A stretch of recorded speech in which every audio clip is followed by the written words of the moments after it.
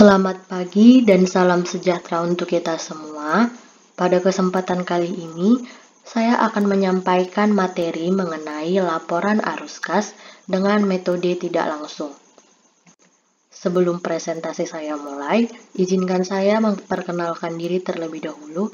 Perkenalkan, nama saya Riyama Veronica Tampu Bolon dengan NIM 7203520024. Saya dari kelas A dengan jurusan akuntansi. Baiklah, marilah kita masuk ke materi pertama, yaitu mengenai pengertian laporan arus kas. Laporan arus kas atau yang disebut juga sebagai cash flow statement adalah sebuah laporan keuangan yang bertujuan untuk menyajikan informasi mengenai pengeluaran dan penerimaan kas perusahaan dalam sebuah periode tertentu. Informasi dalam laporan kas disajikan dalam sebuah laporan yang berisi pendapatan tunai, jumlah uang kas yang diterima, beban-beban yang harus diselesaikan, pengambilan prive, pembayaran hutang, dan hal-hal lainnya yang berkaitan. Tujuan laporan arus kas. Yang pertama, untuk memberikan informasi tentang penerimaan kas dan pengeluaran kas entitas selama satu periode.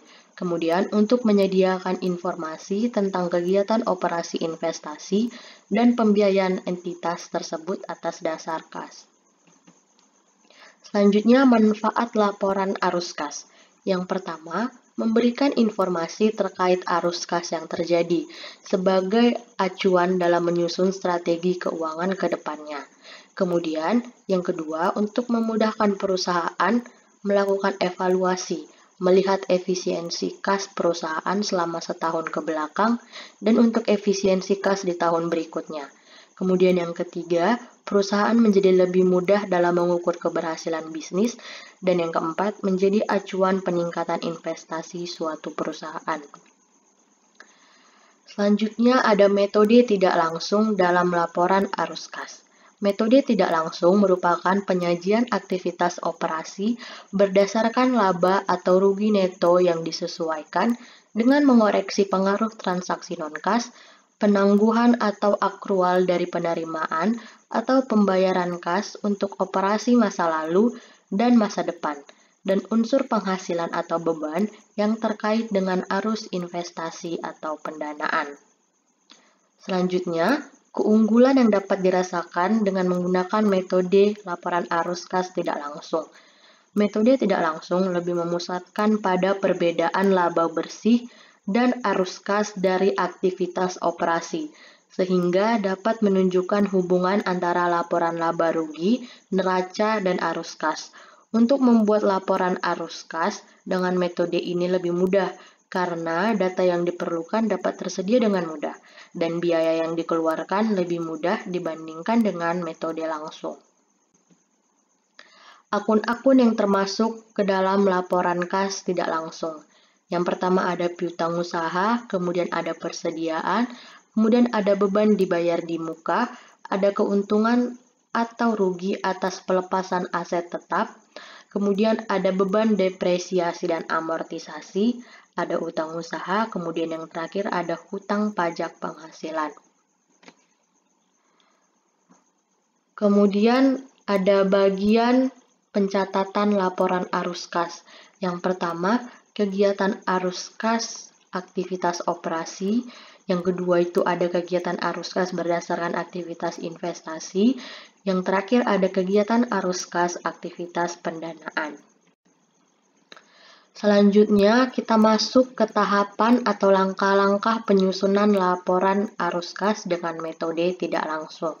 Yang pertama, kita harus mempersiapkan data laporan laba rugi usahanya. Kemudian yang kedua, kita harus mempersiapkan laporan neraca periode berjalan atau periode komparatif. Selanjutnya, melakukan perbandingan dari kedua laporan neraca tersebut. Dan yang terakhir, kita dapat menyusun laporan arus kas usahanya. Berikut adalah format laporan arus kas metode tidak langsung.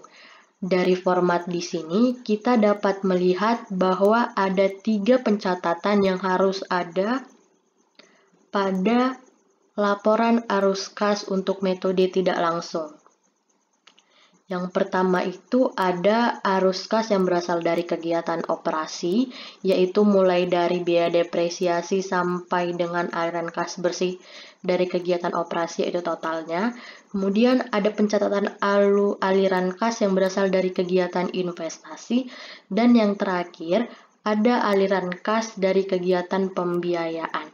Ketiga pencatatan ini harus ada pada format laporan arus kas untuk metode tidak langsung.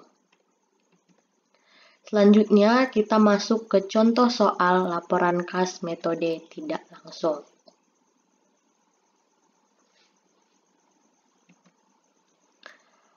Berikut adalah contoh soalnya. Saya bacakan terlebih dahulu untuk soalnya. Berikut disajikan data laporan laba rugi dan laporan neraca PT Riyama Tampu Bolon untuk tahun 2019 sampai dengan 2020. Dari data tersebut, susunlah laporan arus kas dengan metode tidak langsung dengan ketentuan yang pertama, equipment dengan harga perolehan cost sebesar 35.000 dengan nilai buku atau book value sebesar 3.000 telah dijual seharga 8.000 selama tahun tersebut. Ketentuan yang kedua, laba ditahan dipengaruhi oleh net income dan pembayaran kas dividen selama tahun tersebut. Di sini kita dapat melihat ada laporan neraca dan laporan laba rugi dari PT Riyama Tampu Bolon, yaitu dari 2 tahun ke depan, yaitu mulai dari 2019 sampai 2020. Dan juga laporan laba ruginya yaitu 2019 sampai dengan 2020. Di sini ada data-data yang tertera, mulai dari aset sampai dengan jumlah kewajiban dan ekuitas. Selanjutnya ada untuk laporan laba ruginya yaitu pendapatan penjualan sampai dengan penghasilan setelah pajak penghasilan. Baiklah, kita akan masuk ke pengerjaan. Untuk laporan arus kas dengan metode tidak langsung. Di sini kita dapat melihat penyelesaian untuk laporan arus kas metode tidak langsung yang sudah selesai. Untuk nama perusahaan yaitu ada PT Riyama Tampu Bolon. Kemudian untuk periode berjalannya yaitu 31 Desember sampai dengan 2020. Untuk sebelumnya di sini ada 3 pencatatan yang harus ada, yaitu arus kas aktivitas operasi, kemudian arus kas aktivitas investasi, kemudian arus kas aktivitas pendanaan. Pencatatan yang pertama yaitu ada arus kas aktivitas operasi dengan akun-akun yang tertulis mulai dari laba rugi sampai dengan ke laba penjualan aset. Kita bahas satu-satu. Yang pertama mengenai laba rugi. Laba bersih maksud saya, maaf. Yang pertama ada laba bersih sebesar 115.000 yang kita dapat dari laporan laba rugi, yaitu terlihat pada penghasilan setelah pajak penghasilan sebesar 115.000. Selanjutnya, ada akun-akun yang harus kita sesuaikan, mulai dari biaya depresiasi sampai dengan laba penjualan aset. Kita mulai dari akun penyesuaian yang pertama, yaitu ada biaya depresiasi sebesar 47.000. Ini kita dapat dari laporan laba rugi dengan akun yaitu penyusutan, yaitu sebesar 47.000. Selanjutnya yaitu akun piutang usaha sebesar 32.000 yang mengalami kenaikan. Kenaikan ini dapat kita lihat pada laporan neraca, yaitu adanya kenaikan dari yang awalnya 153.000 menjadi 185.000, sehingga maksudnya tersebut adalah adanya hutang yang belum tertagih sebesar 32.000. Maka kita dapat mencatat adanya kenaikan piutang usaha sebesar 32.000. Selanjutnya, kenaikan yang ketiga yaitu ada kenaikan persediaan sebesar 28.000. Dapat kita lihat pada laporan neraca yaitu yang awalnya 172.000 pada akhir periode menjadi 200.000. Maka kita dapat mencatat adanya kenaikan inventaris sebesar 28.000. Kemudian selanjutnya ada penurunan hutang usaha yaitu sebesar 33.000. Yang dapat kita perhatikan pada laporan neraca yaitu untuk akun hutang. Untuk akun hutang yang awalnya sebesar 115.000 pada akhir periode menjadi 82.000, sehingga terjadi penurunan hutang sebesar 33.000.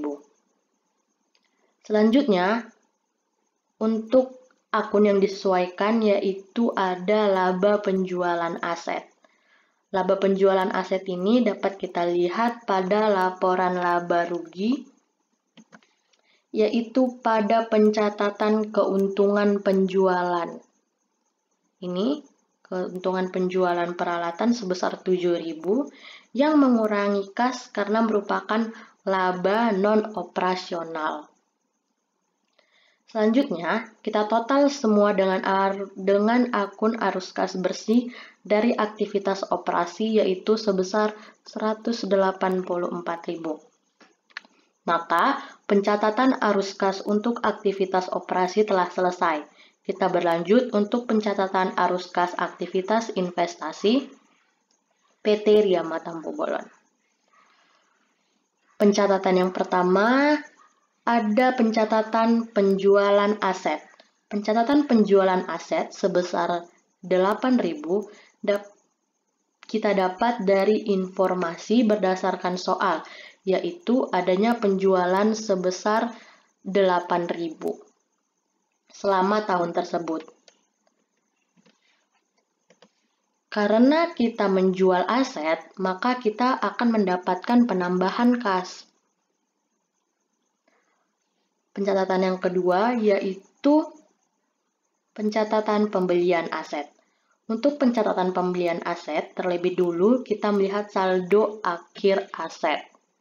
Ini perhitungan pembelian aset.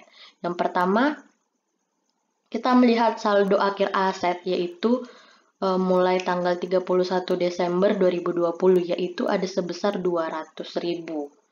Kemudian kita tambahkan dengan aset yang kita jual sebesar 35.000 yang diketahui dari soal sebesar 35.000 ini. Selanjutnya, kita jumlahkan hasilnya. Yaitu saldo aset sebelum ada terjual sebesar 235.000 yang akan kita kurangkan dengan saldo awal aset. Saldo awal aset yang kita lihat pada laporan neraca. Laporan neraca sebesar 140.000. Ini saldo awal aset sebesar 140.000. Maka pencatatan pembelian aset adalah sebesar 95.000. Pembelian aset kita buat 95.000. Pembelian aset ini mengurangi kas perusahaan karena kita membeli berarti kas kita berkurang. Untuk itu, pencatatan arus kas bersih dari aktivitas investasi adalah sebesar minus 87.000. Selanjutnya, kita masuk ke pencatatan arus kas aktivitas pendanaan. Yang pertama, pencatatan yang pertama itu ada pembayaran dividen, yaitu sebesar 107.000. Yang kita dapat setelah kita, ini perhitungan pembayaran dividen, Yang pertama, kita harus mendata saldo awal laba, yaitu pada perusahaan sebesar 97.000. Kemudian kita tambahkan dengan laba bersih tahun berjalan, yaitu sebesar 115.000 yang tercatat pada laporan laba rugi tadi. Ini sebesar 115.000. Kemudian kita totalkan sehingga saldo laba yang siap untuk dibagikan yaitu sebesar 212.000. Setelah itu kita kurangkan dengan saldo laba akhir sebesar 105.000 yang kita peroleh pada laporan laba rugi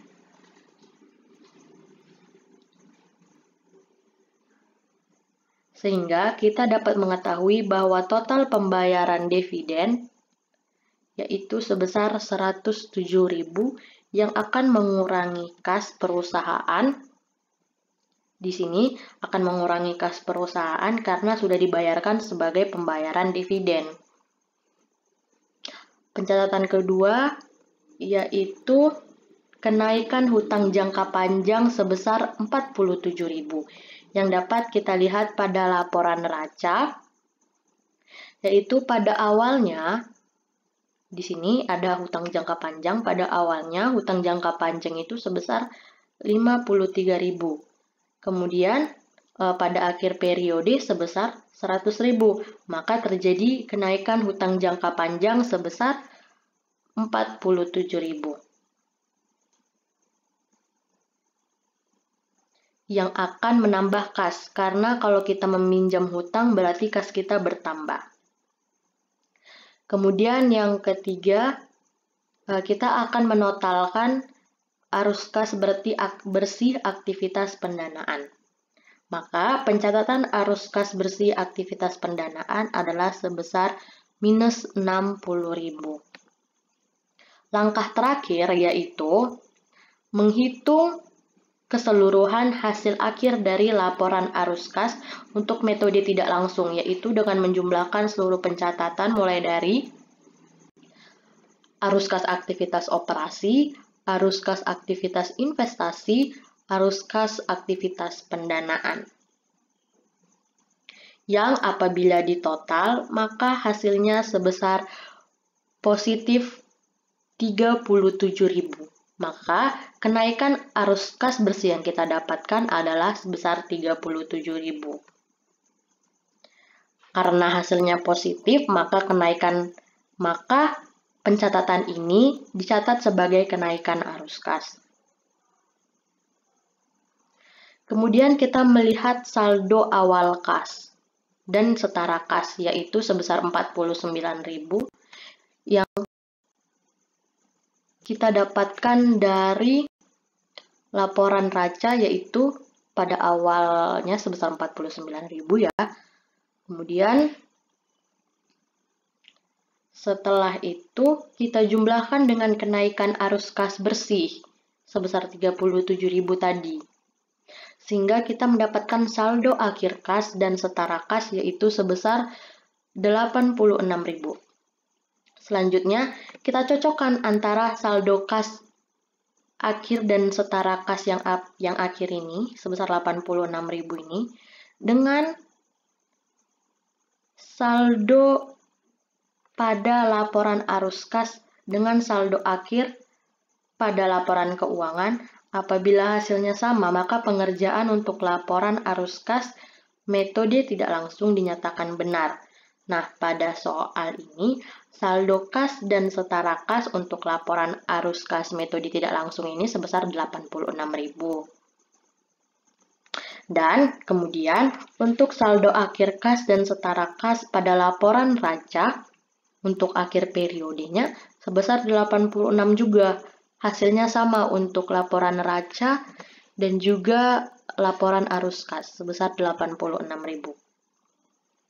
Maka dinyatakan sama sehingga pengerjaan laporan arus kas untuk perusahaan Riyama Tampu Bolon dinyatakan benar. Baiklah, demikianlah presentasi yang dapat saya sampaikan. Apabila ada kesalahan dalam penyampaian ataupun kata-kata yang salah, saya mohon maaf. Sekian dan terima kasih.